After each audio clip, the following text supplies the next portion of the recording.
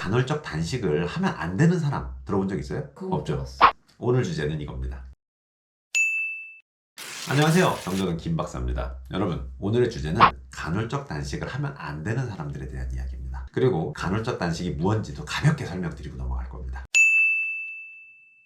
얼마 전에요, 간헐적 단식에 대한 것들을 총망라해서 정리했던 메타 분석이 나온 적이 있습니다. 간헐적 단식에 대한 논문들을 싹 모아가지고 도대체 이게 어떤가에 대한 결론을 내려주는 건데요. 총망라를 해보니까 간헐적 단식 정말로 의미가 있어. 과체중을 조절하고 비만을 없애는 데 도움이 돼. 혈압, 당뇨, 고지혈증, 심혈관계 질환들을 위험성을 낮춰주는 데 의미가 있어 라는 결론이 나온 바 있습니다. 이 얘기만 들으면 굉장히 좋네요. 그리고 당연한 거지만 간헐적 단식이 다이어트에 도움이 된다 그러면 다이어트로 인한 이점들도 똑같이 얻을 수 있다는 뜻이겠죠. 간헐적 단식의 기본적 컨셉은요, 인체는 12시간이 지난 공복 상황부터 지방을 분해한다. 그래서 간헐적 단식은 16/8입니다. 기본적으로 16시간 동안 금식을 하고 8시간 동안 먹으라고 이야기를 하고 있는데, 점심과 저녁만 먹고 있거나 아침과 점심만 먹어야 된다는 얘기와 일맥상통하게 됩니다. 그러면 하루에 2끼밖에 못 먹는 거지 않습니까?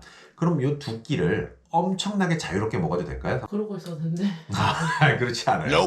자, 여러분 절대 잊지 말아야 될 게, 단식을 한다고 살이 무조건 빠지는 게 아니에요. 그리고 2끼를 마치 황제처럼 콱콱콱콱콱 먹어가지고 2끼 먹으면 살이 당연히 찌죠. 2끼만 먹고 살이 찌는 오병이어의 기적을 여러분도 겪을 수 있습니다. 자, 그렇기 때문에 2끼를 먹을 때는 적당한 양을 먹는 것이 원칙이 될 거고, 자, 그리고 나머지 그 시간 동안은 먹을 수 있는 건 뭐 있겠어요? 물과 티와 당분이 없는 무언가를 먹을 수 있는데, 당분이 없는 무언가를 먹는 거에 대한 것도 저희가 다음 시간에 해드릴 테니까 한번 잘 얘기 들어보십시오. 현실적으로 일반적인 생활을 하는 사람들한테 권해주는 내용은 또 다른 주간의 간헐적 단식입니다. 매일매일 하시는 게 아니라 일주일에 2번 정도만 간헐적 단식을 하시는 게 어때요? 라고 제시하는 게 첫 번째 의견인데요. 이 경우에는 굉장히 많은 양의 칼로리 제한을 걸어주게 됩니다. 8시간 동안 먹는 사이에 600kcal 정도, 좀 낮으면 여자들은 500kcal 정도로 제한을 하게 되는데, 2끼지만 한 끼 같은 2끼를 나눠서 먹어야 되는 상황이 발생하게 될 거고요. 그렇게 했을 때 굉장한 이점들이 있다라고 이야기하고 있습니다. 오늘의 진짜 주제, 간헐적 단식을 하면 안 되는 사람 누굴까요? 첫 번째는 질환자입니다. 당뇨가 있는 사람들이고요.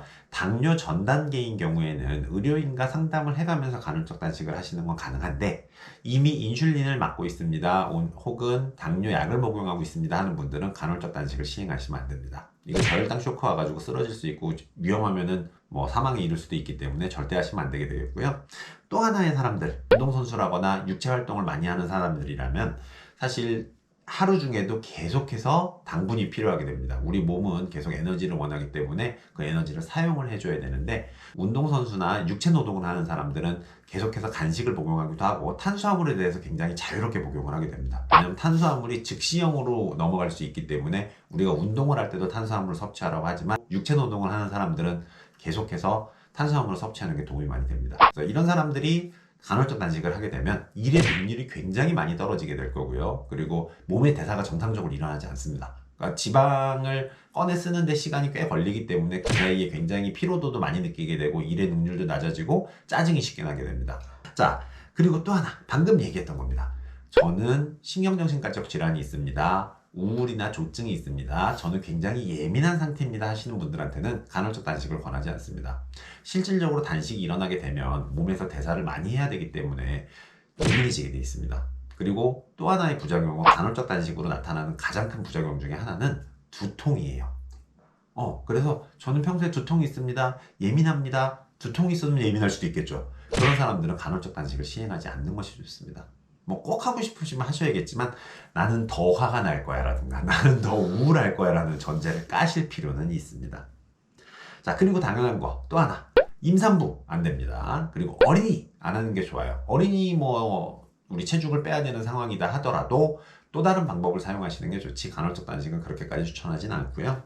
그리고 또 하나는 섭식 장애를 가지고 있는 사람들입니다. 애초에 음식을 섭취하는 데 있어서 장애를 가지고 있는 사람들은 가능하면은 간헐적 단식은 시행하지 않는 게 좋겠습니다.